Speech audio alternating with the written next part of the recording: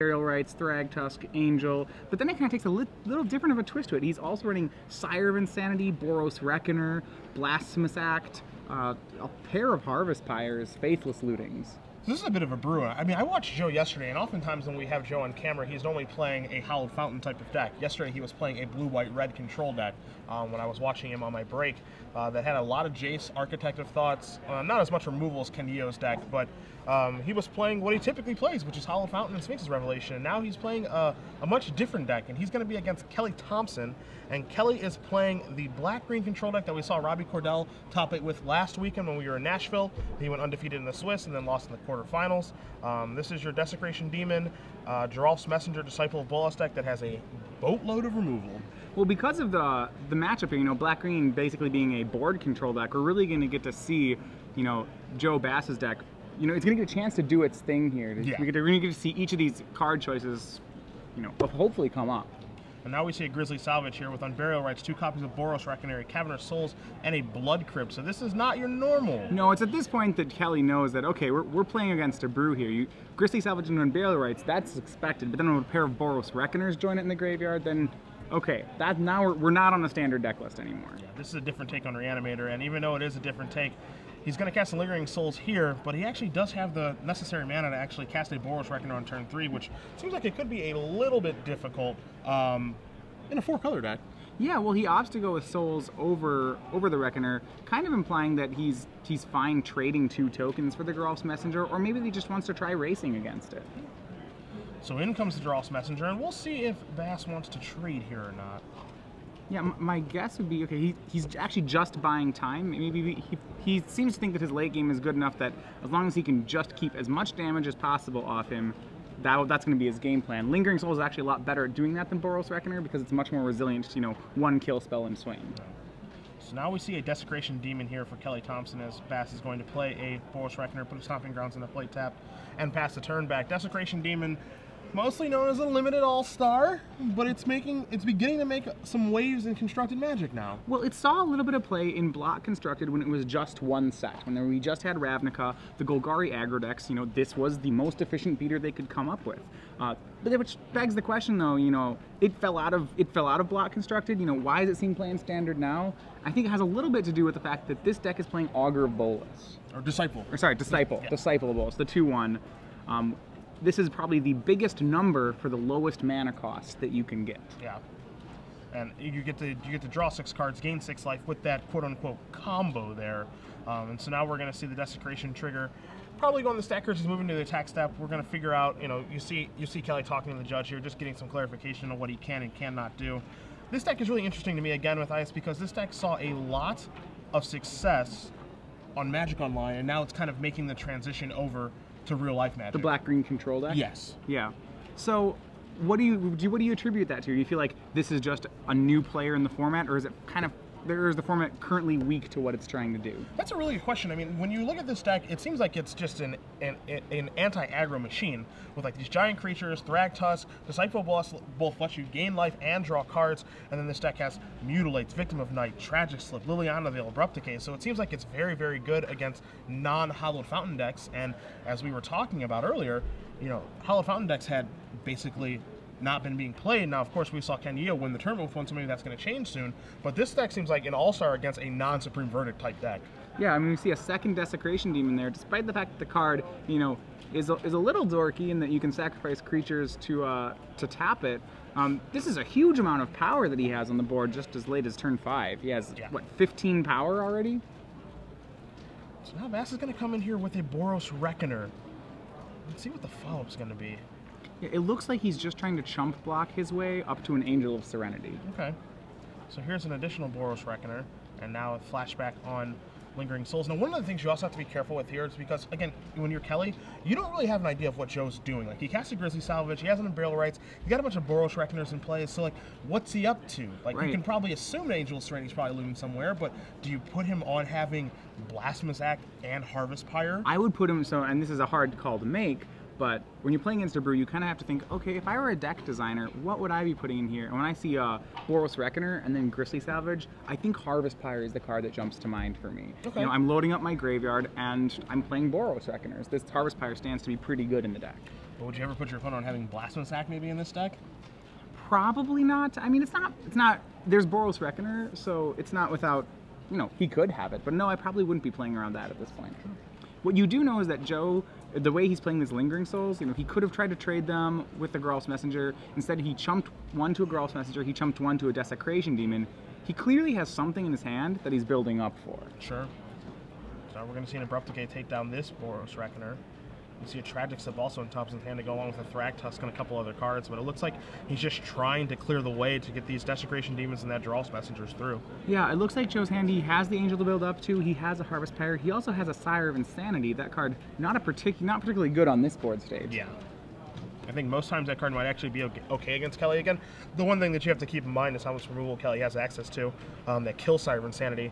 And we can see here those Mutilates, a copy of Putrefy, 4 copies of Liliana in the Veil, and in times Tragic Slip can get the job done as well. Yeah, I think the big concern is that it's very likely that Kelly will be ahead on the board a lot of the time in this matchup just because of how large of threats he's playing. And when you're behind on the board, Sire of Insanity isn't exactly the card you want to be playing. Yeah. So Tragic Slip's going to take down that other Boros Reckoner. Here come the 2 Desecration Demons and a Geralf's Messenger into the red zone. Right now, I think Joe's going to stick to his strategy before. He's probably going to chump block one or both of the demons. Yeah. Yeah, this isn't a fight he can win. He really needs to buy time for that Angel. I think probably the biggest concern is that he only has a single white source right now. So despite the fact he's buying time for the Angel, it's... Well, I think how he's going to have to cast it is you may see him try to play the Sire, discard his hand, and Unburial Rites the Angel. Sure, sure. That seems more likely than getting 2 white sources in time. Temple Guard in the draw for the turn here for Joe, sitting at 13 life. Does he have time to do the things he wants to accomplish? Because if he does play, he's actually sitting at 10, excuse me, because the Messenger did get through. So here in Burial Rites, it's going to target a Boros Reckoner. Yeah, so he's going to try to, it looks like he's going to try to cast the Angel instead of Unburial Rightsing it. Yeah, and Abrupt Decay is going to mess up this entire plan. Desecration Demons are going to come across, and Joe Bass is going to be down a game here with his 4-color Reanimator deck. Kelly Thompson wins game 1 with black-green control. Yeah. Now, do you think if Joe makes the play where he shocks him, so he can't shock himself to 8 for that Sire of Insanity because then he's dead on the next attack? Yeah. All right. Yep. So we'll take a look at sideboards here first, and I mean, it's kind of interesting that both of these decks are, minor players so far in the format, but we'll take a look at Joe's sideboard first, as he is going to be on the play here. We see a Purify the Grave and Olivia Voldaren, 2 Slaughter Games, 2 Electrickery, an additional Blasphemous Act, 3 Abrupt Decay, 3 Deathrite Shaman, a Cavern of Souls, and a Sire of Insanity. Matthias, what do you like? Well, okay, so let's assume right now that Joe has studied up on his metagame and knows what Kelly's playing. Sure. You see some Desecration Demons, you may, unless you're up on Moto, you may not know what's going on here. You have to assume that Kelly will still have a lot of removal. As a result, the Graveyard package is the best thing you have going in your deck. You can hopefully just recur threats and get more cards than Kelly can kill. What you have to watch out for are these super aggro draws of Geralf's Messenger into Desecration Demon, creatures that are bigger than you can deal with. So cards that I like in the matchup, I like Olivia Voldaren. She probably doesn't live, but she can probably trade with a creature when you play her. Other than that, we don't see too many targets for Abrupt Decay. I don't particularly like that card. I don't think there's too much more in his sideboard that I'm really a fan of. I don't like the Sire of Insanities. Deathrite Shaman doesn't seem like it matters too much. You could side it in to try to nab a Geralf's Messenger on its way out. Sure. But based on the amount of removal Kelly plays, that doesn't seem like a line that's going to happen very much. Yeah, it's not really too surprising, right? When you look at people how they're building their decks, this strategy isn't one that is in mind right now. And it's a strategy that's starting to come to the surface a little bit more here as we look at Thompson's sideboard. He has 2 copies of Vraska the Unseen, a Mutilate, 2 Ground Seals, 3 Duress, 2 Underworld Connections, 3 Appetite for Brains, and 2 copies of Golgari Charm. Right. Again, he's got more removal on the sideboard, and the Ground Seals, I feel like, are the obvious inclusion. Yeah, Kelly's deck gets a lot better after sideboarding here. He gets the Ground Seals, and I have to think he's going to side in the Appetite for Brains as well. Yeah. Even though he saw his opponent play double Boros Reckoner, any deck that's on Burial Rightsing has got to have enough targets for an Appetite. I mean, I'd like to assume that any deck that, as you said, that is casting on Burial Rites probably has some gigantic thing it's trying to cheat in a play, and oftentimes that seems a little strange. So you'd like like to get that thing out of here if possible. Right, remember, Apathy of Brain's exiles, not discards, which makes it particularly good here. And if this matchup does get grindy, I feel like Underworld Connections is certainly under consideration here again, because I think there's going to be some back and forth here. I don't think that Kelly Thompson's deck plays out like it did in Game 1 that often. It just plays Messenger and a Demon and just attacks the opponent. I think that's one way that games can go, but I think more often than not in this removal-heavy deck, that Underworld Connections is probably the approach you want to take, where you just want to grind them, keep killing their guys, and eventually find a win condition and kill them that way. Right, the question for Kelly is how much time he actually thinks he has in this matchup. I think against a traditional Junkrights deck, he probably doesn't have enough time for Underworld Connections. Yeah. You know, Junkrights, despite being kind of a, like, on the surface, a deck that doesn't come out of the gates at you, it usually wins by about turn 7, turn 6. So it's actually, you know, faster than advertised, and I think Joe Bass's deck is probably the same way. I'm inclined to agree, and it'll be interesting to see exactly how both of these players do sideboard again, because these aren't like, you know, this isn't a player going up against, oh, I'm Junk Reanimator, I know what to do here. I built my deck with this in mind. Well, I think Kelly, for the most part, can sideboard as though it were Junk Reanimator. The only difference is he may want to hang on to some Abrupt Decays. Because he's seen those Boros Reckoners, it's really pivotal that he has a cheap answer in case his opponent tries to Reckoner combo him. And the other thing here, too, is that he didn't see any of the pieces to the Reckoner combo, which I think is important for Joe. Right, he just saw the Reckoners. Yeah, he just saw Reckoners, and you can make the assumption of like, oh, he's just playing Junk Reanimator and then splashing in Reckoner, I guess, which is a little, you know, weird or unwieldy, but, I mean, he's got a mana base that makes it work, so...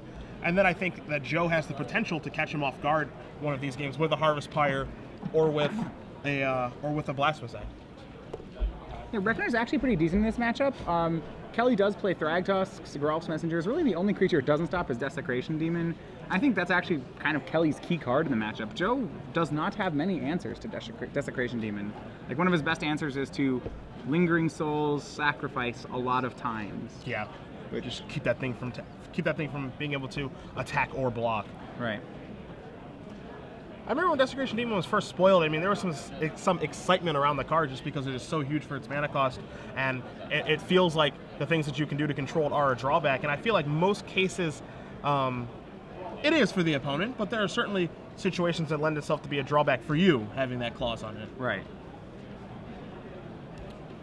So we're going to see some more 6/6 flyers for 4 in action here. You got Desecration Demon, you got Geralf's Messenger, Thragtusk, and again, Disciple Bolas, a card that they only play 2 copies of in this deck, but it works so well with everything else in the deck. I'm a little bit surprised to not see more copies of that card kind of floating around. Because it is just such a powerful effect, being able to sacrifice a demon, draw those 6 cards, gain that 6 life, and then just really pull far ahead. Yeah, I mean, it certainly is the most efficient card draw you can be doing, I think, in Standard right now. Yeah, I mean, it's a unique way to go about drawing cards, and the 2/1 body that it leaves behind probably isn't like highly relevant in most situations, but to be able to get 6 cards right away, be able to gain 6 life, which is oftentimes going to be relevant. It's the Black Sphinx's revelation. Yeah, that's what it is. With some assembly required, excuse me. That said, though, so Joe's down a game. I still feel like this matchup favors Joe in a certain sense. I think, and I don't know if you go with me on this, Joe's deck is pretty resilient to removal. A lot of Kelly's cards that are really the important cards, Liliana of the Veil, not particularly great against Reanimator strategies. I think it comes down to, Desecration Demon really seems like one of the key players for him. Yeah, I think it's I do think that this is going to be a close matchup. I think Angel of Serenity really does have a huge effect on this game, because that's what Angel of Serenity does. As you see Kelly taking at least 1 mulligan here, and I have a feeling he might be taking another one. He's just trying to show the hand to the camera, saying, "What is this garbage?" And down to 5 he's going to go here. So we might be on our way to a 3rd game here in rather short order. But overall, I think I do agree with you. I think that things do kind of favor Joe, and things probably favor a more traditional Reanimator style deck as well. Yeah.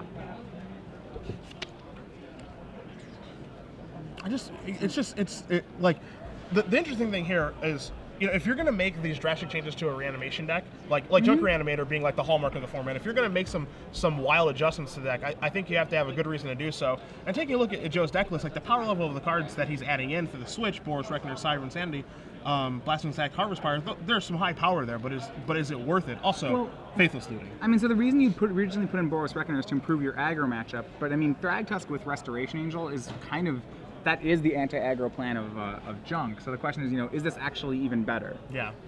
I think that's a question that you have to ask yourself as you see Joe casting Faithless Looting, discarding Lingering Souls. 3 flashback spells in the graveyard. Yeah, and Unburial Rites, and now here's a Mulch.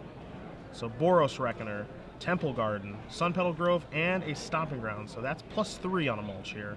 So Joe's deck really firing on all cylinders right now. You know, multitude of things he can cast, and he's using Faithless Looting so that he doesn't have to discard as well. He is breezing through his deck this game, something we did not see in the last game at all. Right, well, one thing that he does get that the regular Reanimator decks does not is he gets access to Faithless Looting, which is, I think, unquestionably a very powerful card. Yeah, I mean, one of the more powerful cards in the format that is just not seeing a lot of play. You know, we saw it in Humanimator and decks like that before the evolution took place. That Junk Reanimator was the better graveyard deck, but Faithless Looting was one of the things that really held those decks together. Right, so remember, Kelly's on 5 cards. One thing which is, shows promise in his hand is that I think whenever you look at a 5, a mulligan to 5, what you're hoping for is a lot of lands, and it looks like Kelly has enough lands to at least try to make a game of it. So we're going to have another Mulch here. Unburial Rites, Grizzly Salvage, Temple Garden to the hand, and Thragtusk to the graveyard. So Joe now has 2 Unburial Rites in his graveyard. Among targets, I think the Thragtusk is his best target so far. We're going to see a flashback here of Lingering Souls. 2 Spirit Tokens are going to come into play. And we'll move on to Thompson's turn as he does draw a Desecration Demon. All right, so that is one of the cards he wants. And this time, Joe opts to trade his Lingering Souls tokens for Geralf's Messenger. Kelly with no land, unfortunately, there for his Desecration Demon. He's just going to have to pass the turn. Remember, Joe has double looting, double Unburial Rites in his graveyard, so we'll be sure, he has a lot of plays already available to him. Double a lot of things to do, that's for sure. He's going to have no shortage of action this game. As he's going to tap 5 mana, he is going to cast a Thragtusk from his hand instead of Unburial Rightsing it. So +5 life and a 5/3 in play for Bass. So one of the things which I guess, when I'm thinking about a 4-color Reanimator deck versus a junk one, is that even though Joe has access to more powerful strategies because of his 4th color, adding red, at the end of the day, what is it that he's doing with his deck? He's recurring infinite Thragtusks. Because even with the 4th color, that ends up being the most powerful thing you can do. Yeah. I mean, that's a great strategy, and we've seen it over the past couple of months. As Bass is going to get a Beast Token in play here in just a moment. He didn't forget his trigger, he's just making sure that they're using an appropriate token. Yeah. You'll be playing on the red table numbers at the front end of the room. So we're going to see a flashback Faithless Looting here. Going to get 2 cards deeper. There's your Beast Token for now. Hit 1, hit 2. Lingering Souls, another Thragtusk. What do you feel like he's going? Is it Angel Serenity is what he's digging for? Yeah, that's a good question. Like I feel like he's just looking to just have a million options available to him, and now you're going to see a hard cast Lingering Souls, and his mana is afforded in such a way that he can just do something like flashback Faithless Looting, draw 2, discard 2, and then play another spell and just keep digging through his deck. Yeah, you always want to make sure when you're doing things like flashing back Faithless Looting that you're doing it with some sort of purpose. Yes, I definitely agree with that. I'm not sure what the purpose is right now. It's not a terrible play. I mean, it won't be bad, but if you like what's in your hand, I don't see why you wouldn't just cast what's in your hand. Golgari Charm hiding in Thompson's hand right now. You see him flipping that back and forth with the Desecration Demon, trying to decide, all right, do I Golgari Charm this set of tokens, or do I think that Joe's going to make more tokens and make my Golgari Charm that much better? That's a pretty big question right now, as Thompson, again, is missing his 4th land, so he does not have the option to slam down one of those Desecration Demons yet. So he's just going to hold back the Messenger as a blocker, and it looks like he's going to hope that these Desecration Demons, once he hits his next land, can pull him back into the game. He hasn't actually seen Angel of Serenity yet. We switched, our Centaur turned into the appropriate beast. It took a couple tries, but we finally got a Beast Token out there. So Geralf's Messenger, certainly one of the more powerful cards in Standard right now. What I like about the black-green control deck here is it's utilizing Geralf's Messenger, and something that this card's really fallen out of the meta, not because it wasn't powerful enough, but because it's really hard to find a good deck that can cast it. Yeah, I mean, we saw the zombie decks, again, around November of last year, really dominate, win back-to-back constructed Grand Prix. But after Dragon's Maze came in, it really did fall off. And it kind of fell off with the last set, too, with Gate Crash. Just new aggressive strategies came out. They printed a lot more aggressive 1-drops like Experiment 1, and Champion of the Parish finally found its home. And Zombies has kind of been left in the dust because of that. Thragtusk number 2 for Joe. Remember, he has Thragtusks number 3 and 4 in his graveyard in the form of Unburial Rites. Even a deck that's all creature removal has a lot of trouble dealing with this many Thragtusks. Yeah. I mean, there are numerous reasons why Thragtusk is good, and that's just another one of them. It's because there's not a very easy way to kill that card outside of like the newly printed Turn and Burn. There's just not a matchup that it's bad in. Yeah. You see, is that another Golgari Charm for Kelly? Whatever, it's not a 4th land. Perhaps it is. Yeah, I can't really tell. He's really he's thumbing it forward. It might be a 4th land. We can't really get a good look at it. He's doing a pretty nice job of hiding it. All right, Yeah, and it does look like a 4th one. So I stand corrected. He does hit the 4th land. Question is, what is he going to do with it now? Yeah, it looks like it might be an Overgrown Tumor or a Golgari Guildgate that he's kind of thumbing forward. It looks like a black-green duel. Could be Woodland Cemetery as well, but you see him speaking with the judge, getting some clarification on something of just what can I do, what can't I do. And hey, Judge, how do I get out of these Thragtusks? Yeah, I think this is one of those situations where Desecration Demon's drawback may actually be a drawback. Yeah. Joe has access to enough Lingering Souls tokens that he can really falter a Desecration Demon enough times to deal 15. Yep. Yeah, I don't think that's going to be all that difficult for him at all. And so now it looks like, I mean, Kelly, at this point, yeah, he's held the land long enough that he can't not play a land. And now there's a Desecration Demon. Kelly down to 13. So here's a Grizzly Salvage, Sun Petal Grove, Grizzly Salvage number 2, Blasphemous Sack, Boros Reckoner, Cavernous Souls. So now the jig's up. Yeah, now the jig is up on what's going on with Joe's deck a little bit here. And if I'm Kelly, so to be honest, I'm almost at this point wondering, is Joe going to drop Island and Snapcaster the Blasphemous Act? Like, and I'm not even kidding. Like, I would actually be thinking that, like, okay, that could happen. Faithless Looting. And what I actually think Joe's kind of going for here is, as he keeps digging, is he might be going for, Unburial Rites with flashback the Boros Reckoner and then finish you off with Blasphemous Act and or Harvest Pyre. Yeah, I mean, the same turn. That's certainly a flashy way to win the game. I don't like it as much because I think Kelly's deck has an awful lot of removal in it. I'm wondering, almost just Unburial Rightsing, keeping Unburial Rites in hand, casting it on Thragtusk, casting it on Thragtusk, casting it on Thragtusk. Just grinding him down that way. Just like every single turn make a Thragtusk. I feel like I'm not sure how Kelly answers that. Sure.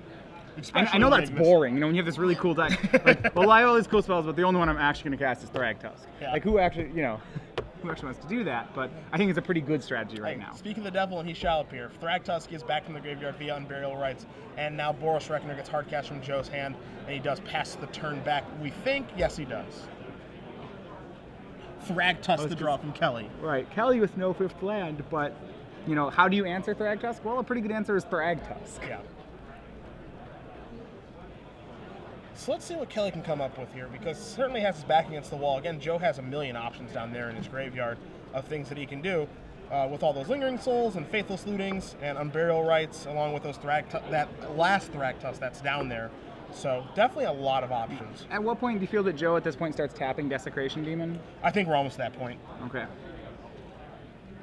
And you see Desecration Demon not being tapped here by Joe and not attacking from Kelly, so I feel like what we might see in the next turn, Matthias, is just flashback Lingering Souls, Desecration Demon, trigger, go on the stack, sack my Lingering Souls, all that good stuff, as we're going to see a Mutilate here. Yeah, Joe takes the damage and then Mutilate hits.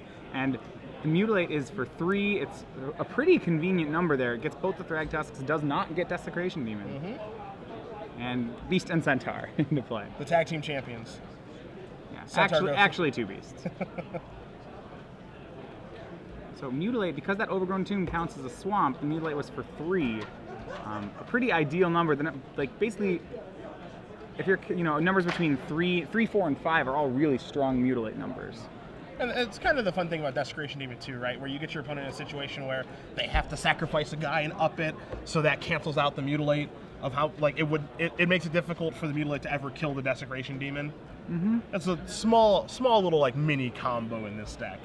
Right, so, using the term combo loosely. So Kelly's cards are pretty decent answers to what Joe is doing. So in that sense, if you're Joe, you have to worry that you might draw all your deck and not get anything. I think the 2 things you're setting up for are, you're setting up for Angel of Serenity, and you're setting up for a Harvest Pyre for 20 on a Reckoner. Yeah. But now we see Joe is going to flashback Lingering Souls. He's going to put 2 creatures into play. And his last card in his hand right now, Matthias, is Blasphemous Act. that was the card that he finally found off of that Faithless Looting. So he's going to sacrifice a spirit, shows him Blasphemous Act on accident. Joe, your plan! Joe, your plan! And I don't think Kelly's particularly worried about Blasphemous Act right now. You know, he'd be more than happy to let Joe cast that. In this current board state, yes. But again, Joe's plan is to set up, you know, this combo kill where he unbarrel writes back a Boros Reckoner and then Blasphemous Act you. It's kind of a unique way to go about winning. Yeah, so Joe casts a Faithless Looting. He hits Blasphemous Act and Grisly Salvage, Angel of Serenity. He keeps the Angel as opposed to putting the Angel in the yard. Yep. There's still an Unburial Rights left, so he must. What that tells me is I think he thinks his Angel is enough right now, just hard cast. Yeah. And then if anything goes wrong, then he can get it back with the Burial Rights. Right. He'd rather have 2 Angels than Angel plus, you know, more card draw. You see Kelly Thompson taking a look at Joe's graveyard right now. And there's a lot of graveyard to look at, my friend, and a lot of things that do have flashback. Well, there sure are 3 Thrag Tusks for an Angel of Serenity. Yes. You see, Kelly for this turn did draw a Disciple of Bolas. So, I mean, he's kind of weighing that into the equation of, can I actually cast this and sacrifice the demon to gain 7 and draw 7? What does that do for my board position? And it is kind of appetizing to be able to draw 7 and gain 7 life here, but is it a game-winning play? It doesn't feel like it. Well, what I wish is that Kelly's hand was just full of a lot of removal spells, you know, and maybe he can do it. He could always Golgari Charm Tragic Slip here, you know, kind of get himself lower on cards, and then Disciple of Bolas all the cards back. Sure.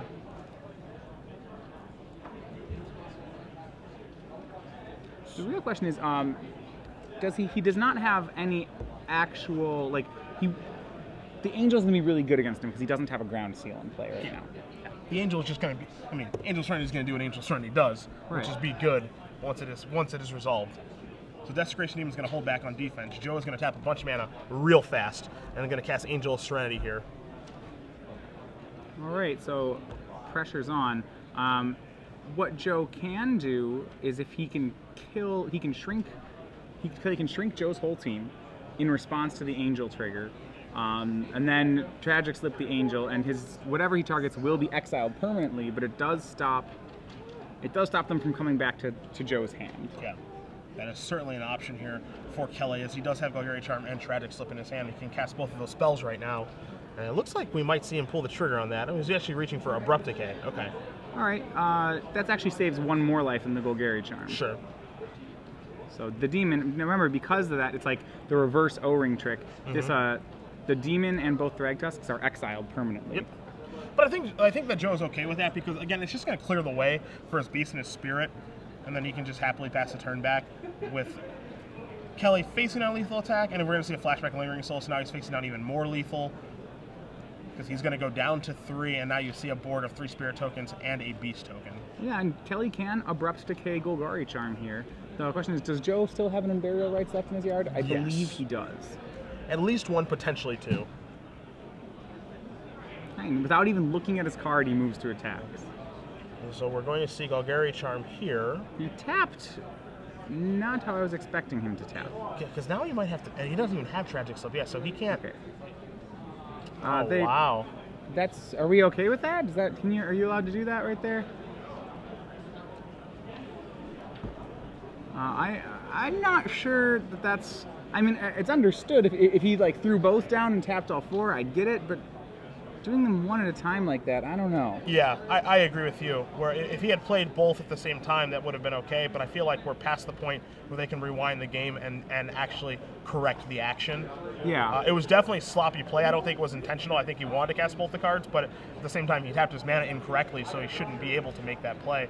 But we see Joe moving forward here with reanimating Angel of Serenity, moving some cards, reanimating a Thrag Tusk, and passing the turn back. And I'm sure that our judge is going to inform Kelly of what he did on that turn, and that is a no-no, as he's going to concede the game.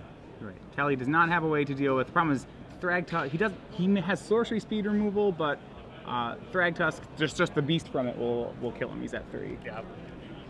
And thankfully, that did not have a huge impact on the game, as Joe did win the following turn. But again, we like to keep it as clean as possible there in the feature match area. So I feel like it was an honest mistake.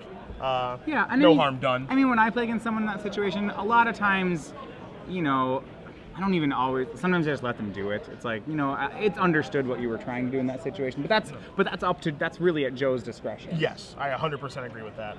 And I don't think that Kelly realized he was doing it. I think that I don't think that Joe realized it was happening either. So again, I don't think there was any malicious intent involved there. And again, I'm sure our judge will. Our judge has already talked to the players, and that the players are perfectly fine with it. So we're good to go. Everything is kosher, as both players are going to be. We at least have Kelly looking at a sideboard change for game number 3 here, and Joe looks to be happy. If you're Kelly now, at least you've got some idea of what's going on with Joe's deck, so that's kind of comforting. I mean, and I still think at the end of like when you're sideboarding as Kelly here, maybe I haven't played. I'm Kelly. I haven't played against Joe's deck yet, so there's going to be some surprise factor in it. I'm just going to, for the most part, pretend it's junk rates. You know, because from Kelly's side of the board, the cards he cares about the most are the junk rates cards. Yeah. Like, you're playing against a quirky junk rights deck. Yeah, it's like this junk rights deck with a combo kill, which is kind of nifty. I can dig it.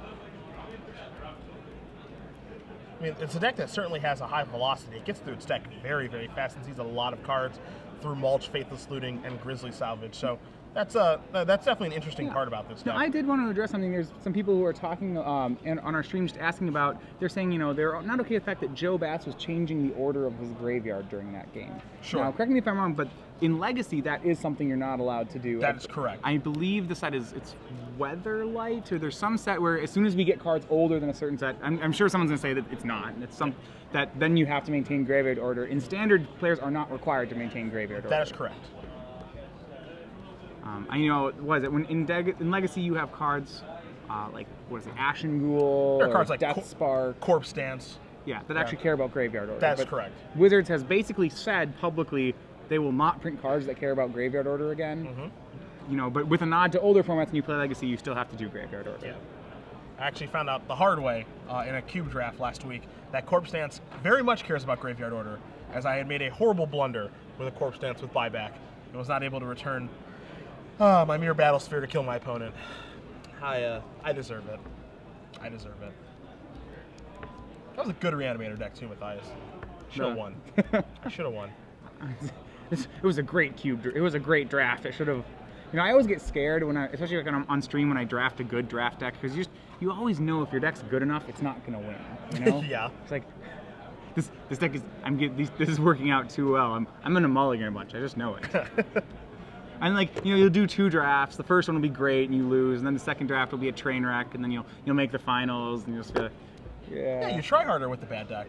Yeah. It's like proven fact. When your deck is bad, especially like when you're in a competitive tournament, you try so hard to win because you know that you have to get every edge you can when your deck's bad. But when your deck's super good, you're kind of free and loose, and who can beat me? And then suddenly you realize you get to this board state, you realize, like, wait, I'm gonna lose this game. Yeah. That wasn't supposed to happen. Yeah. Hold on. But I have so many rares. What's going on here? Right. Yeah. It's scientifically proven that that's what occurs in Magic.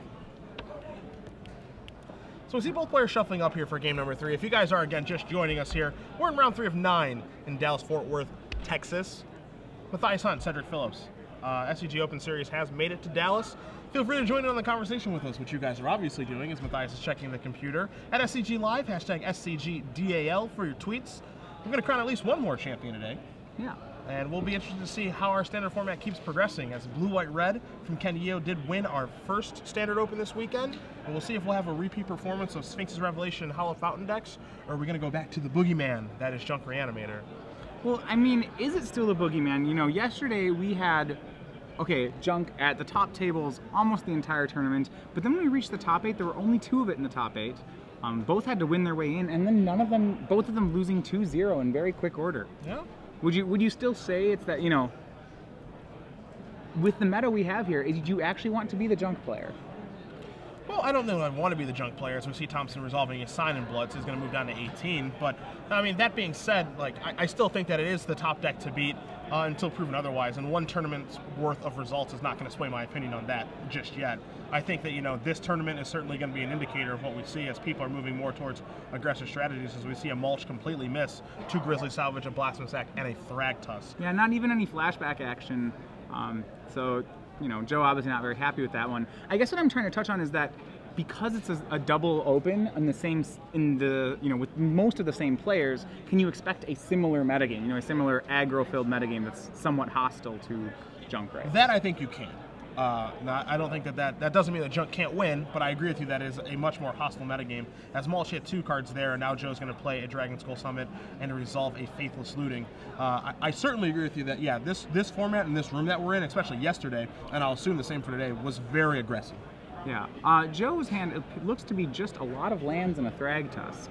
Well, Faithless Looting will help fix that. Yeah, as he discarded 2 lands to the looting. So Kelly draws a card, and is Kelly missing his 4th land again? Yeah, he discards for the turn. He has the Desecration Demon. A little bit of an aggressive keep for him there. He has 3 copies of Desecration Demon, as we're going to see another Faithless Looting here from Bass. You see a Lingering Souls and another Faithless Looting there, so it looks like he's discarding a Godless Shrine and a Faithless Looting, but he's actually found some flashback cards here now. Right, so interestingly enough, I think Kelly has correctly assessed that Desecration Demon is the nuts in this matchup. Yeah. So, even though his hand has a really bad curve, I think he wants to he kept a triple Desecration Demon hand. And what that's going to do, as soon as he hits his 4th land, I think the way, basically, his Desecration Demons have to raise the potential Angel of Serenity that Joe might draw. Yeah. And we saw Thompson take a Dross Messenger and put it right into play at the top of his deck. Draws a Cremate for the turn, while Joe Bass played his 5th land and put old Swag Tusk into play. And now here comes the Messenger. So an interesting decision he has to make here. If you're Kelly, do you try to get value off this Cremate, or do you try to cycle it to hit your land? Yeah, just to actually hit the land drop for the ever important Desecration Demon. I think that's super important. I might hold on to it and play it on Joe's turn, but I'm certainly casting it this turn. I have to hit this land. I'm not winning. Kelly's not winning the game unless he hits it. Sure. You see Kelly has brought forward a Tragic Slip, considering, should I take care of this beast right now so that my messenger, can keep attacking in the future, or should I hold it for a little bit later and try to find a better spot? But it looks like he's going to pull the trigger. It feels like he's going to pull the trigger. He untaps a land, and it's just going to pass the turn back, it looks like. So, I think it's okay to do it end step, provided none of your lands are Golgari Guild Gates, in which case you probably should be doing it main phase.